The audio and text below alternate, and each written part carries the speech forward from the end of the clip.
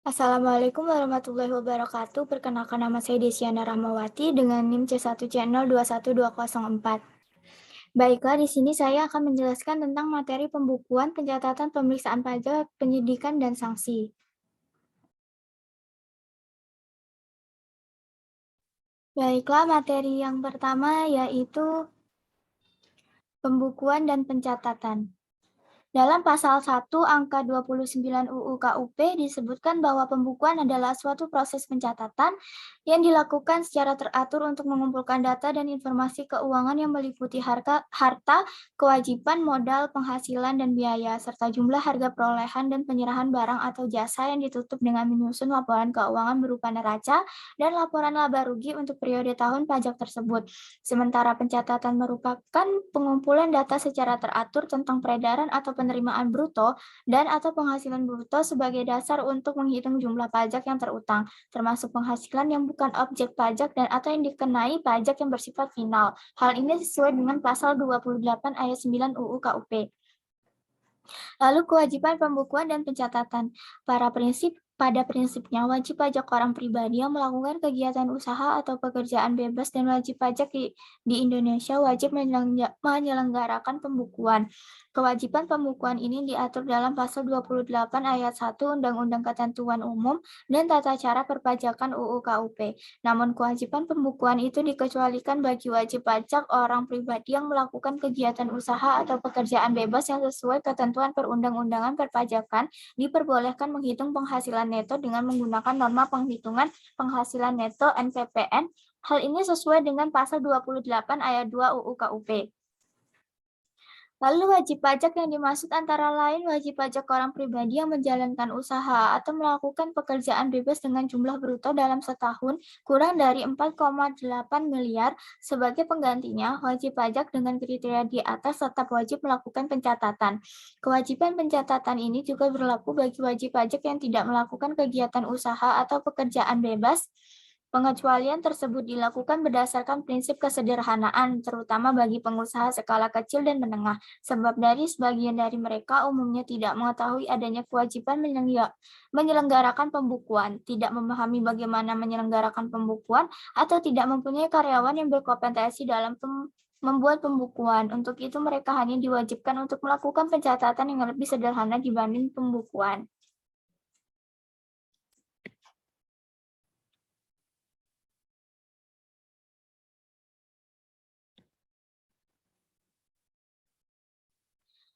Lalu sanksi tidak menyelenggarakan pembukuan. Lalu sanksi tidak menyelenggarakan pembukuan atau pencatatan.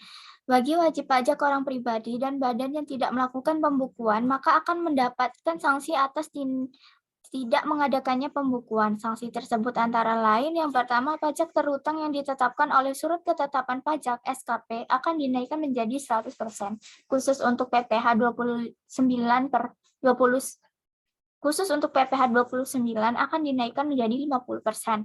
Lalu yang kedua, jika wajib pajak pribadi ataupun badan memperlihatkan pembukuan atau dokumen lain palsu yang seolah-olah dibenarkan, tidak mengadakan pembukuan dan tidak memperlihatkan dokumen lainnya, maka akan mendapat pidana sampai 3 tahun dan denda sampai 4 kali jumlah pajak yang tidak dibayar.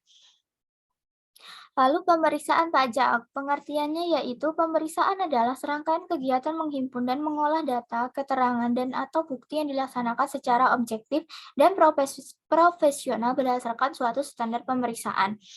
Lalu tujuan pemeriksaan, sesuai dengan definisi pemeriksaan di atas, tujuan dilakukannya pemeriksaan adalah untuk pengujian kepatuhan pemenuhan kewajiban perpajakan wajib pajak dan atau tujuan lain dalam rangka melaksanakan ketentuan peraturan perundang-undangan perpajakan.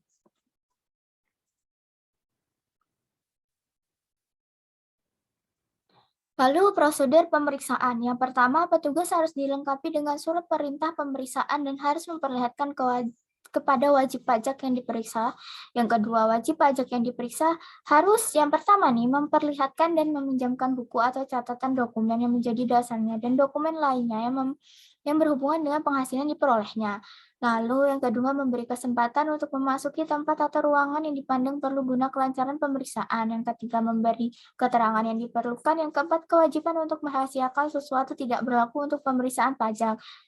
Lalu yang terakhir, Dirjen Pajak berwenang untuk melakukan penyegelan tempat atau ruangan tertentu bila wajib pajak tidak memenuhi ketentuan yang berlaku. Sasaran pemeriksaan, sasarannya yaitu interpretasi undang-undang yang tidak benar, kesalahan hitung, penggelapan secara khusus dari penghasilan, pemotongan dan pengurangan tidak sesungguhnya yang dilakukan wajib pajak. Lalu sanksi menolak pemeriksaan. Sesuai dengan pasal 86 ayat 1 dan 2 PMK 17 garis miring 2013 PMK 18 garis miring 2021 apabila menyatakan menolak untuk dilakukan pemeriksaan termasuk menolak menerima surat pemberitahuan pemeriksaan lapangan wajib pajak wakil atau kuasa dari wajib pajak yang dilakukan pemeriksaan lapangan harus menandatangani surat penolakan pemeriksaan.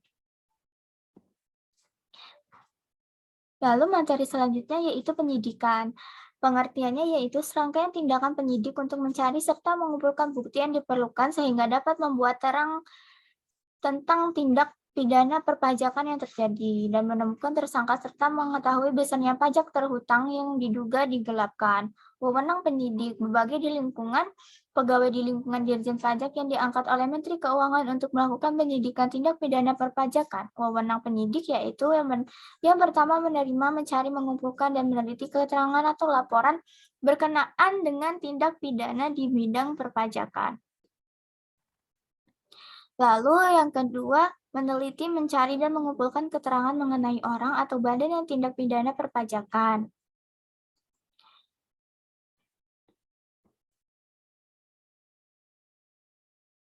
Yang keempat, melakukan penggeledahan untuk mendapatkan bahan bukti serta melakukan penyitaan. Yang kelima, meminta bantuan tenaga ahli dalam rangka pelaksanaan tugas penyidikan tindak pidana perpajakan. Yang keenam, menyuruh, berhenti, melarang meninggalkan ruangan, serta memeriksa identitas orang atau dokumen yang dibawa. Yang ketujuh, memotret orang yang berkaitan dengan tindak pidana perpajakan. Yang ke-8, memanggil orang untuk didengar kesaksiannya.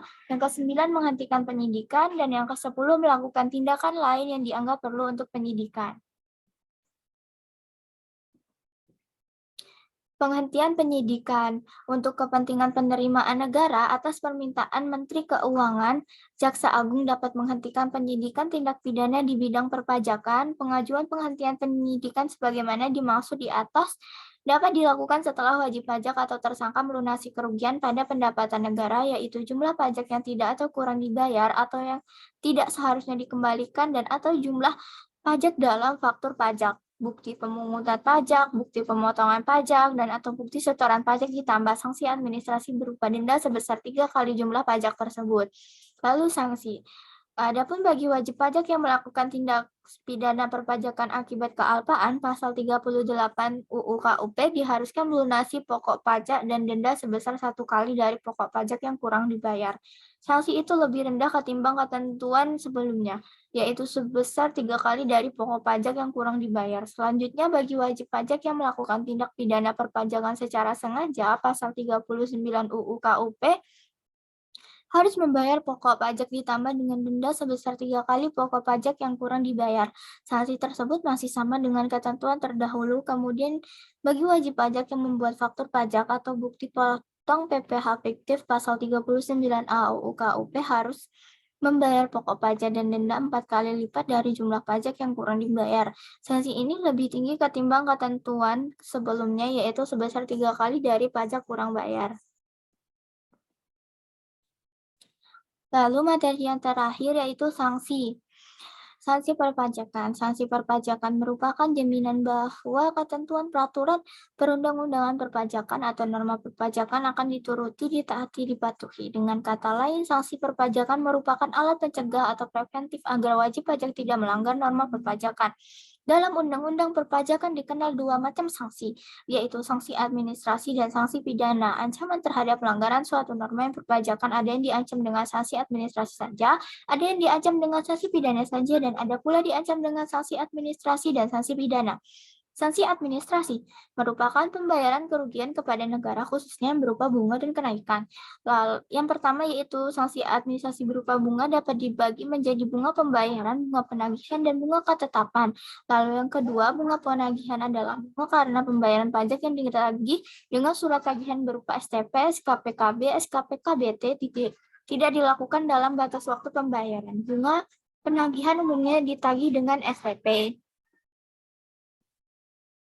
Lalu yang ketiga, bunga ketetapan adalah bunga yang dimasukkan dalam surat ketetapan pajak tambahan pokok pajak.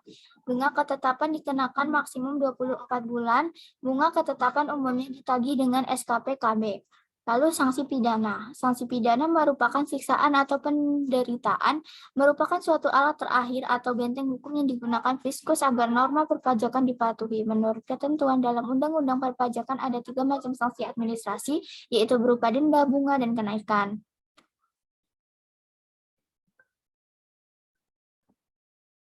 Sekian presentasi yang dapat saya sampaikan. Semoga teman-teman dapat mengerti. Jika ada salah kata, mohon dimaafkan. Wassalamualaikum warahmatullahi wabarakatuh.